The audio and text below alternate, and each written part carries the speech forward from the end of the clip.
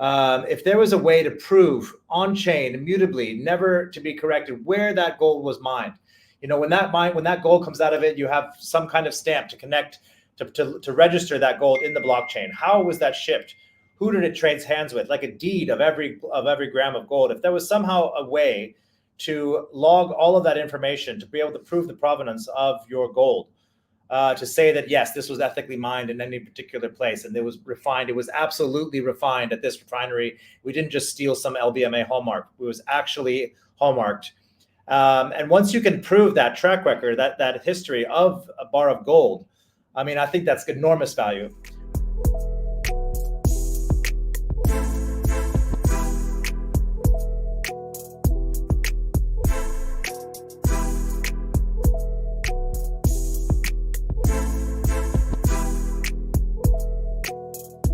I mean, how do you see blockchain technology aiding and kind of relating the industrial applications of gold?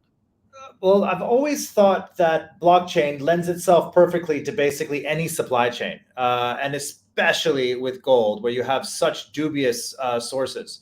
If there was a way to prove on-chain, immutably, never to be corrected, where that gold was mined, when that gold comes out of it, you have some kind of stamp to connect to register that gold in the blockchain. How was that shipped? Who did it trade hands with? Like a deed of every gram of gold. If there was somehow a way to log all of that information to be able to prove the provenance of your gold, to say that, yes, this was ethically mined in any particular place and it was refined. It was absolutely refined at this refinery. We didn't just steal some LBMA hallmark. It was actually hallmarked. And once you can prove that track record, that history of a bar of gold, I mean, I think that's enormous value. I don't know if you're in this industry, but you always hear of some random buyer, some random big trade about who wants to buy $1 billion of gold, and they want to have some process of how they're going to do it. And it's always a chicken or the egg situation where, do you have the money and do you have the gold? But if you had this absolute transparent blockchain that was able to prove that gold really did exist, and I don't think we're there yet. I think we have a lot more work to go. We do what we can, but it definitely needs more. I think there's all sorts of different supply chains. I know you're doing a lot of that too. So we're waiting for your proposal. No, you know what? It's funny because you literally, I mean, somebody wanting to buy $1 billion worth of gold. I literally went through this before. Everybody has, especially in Hong Kong. There's always Bitcoin or gold or something, and they have some. It was gold. It was LBMA gold. It was LBMA gold, and somebody wanted to buy these like insane amounts. Yeah. And I'm just so excited, and there's always 25 brokers in the chain, and they're all fighting for 1% commission of a. Exactly. Yeah. It's like somebody give me a $1 trillion. What is it? A cashier's check. A scan of a $1 trillion cashier's check. I'm like, you are joking. This is obviously not a proof of funds. Yeah. No, it's the proof is trust me, bro. Yeah. That's the proof. No, I mean, obviously blockchain really does lend itself to be able to prove where that gold came from.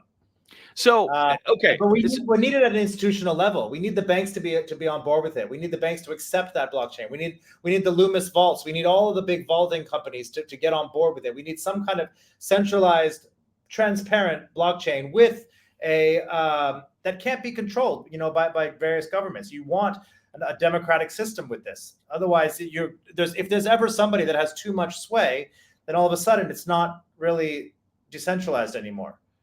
Anybody could push it over. Anybody could cheat, and they could say, "Oh, that transaction happened," when it actually didn't.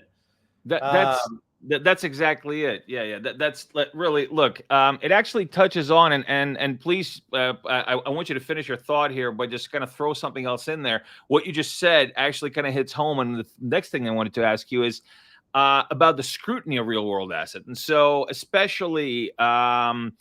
How important is it to verify these reserves, and how does Kinka in particular do verification of reserves? That's very important. We right now, as a listed company, we have a auditor called Frontier. They're in Japan. They audit all of the listed companies' books. They audit all the subsidiaries. They do all of the auditing. However, the gold is not held in Japan. That's a small hurdle that we have to cross right now. We do get it audited by RSM, but they are, for now, they're not allowing us to put it to the public market. And the reason that they're saying is that because they're not our in-house auditor, they won't allow us to let their gold audit report go public and go transparent. We are able to show it to all of the exchanges that we list on, all of our partners, anybody that needs it, all of our market makers. They're able to see that gold. But we're now working on a new system with the Mergo where there's a three-party issuance private key. So Fireblocks, Emergo, and us would each be able to see that third-party audit before new gold is issued. And then we have the monthly storage receipts as well directly from Loomis. But I do have as soon as we can cross that hurdle, probably on the next tranche of our gold putting in the vaults, I would like to see it put onto the blockchain itself, where there be a letter from the listed company warranting that this gold really does exist, and that's a heavily regulated company by the Japanese FSA. We would have the third-party audit report and the actual the vaulting receipts from Loomis.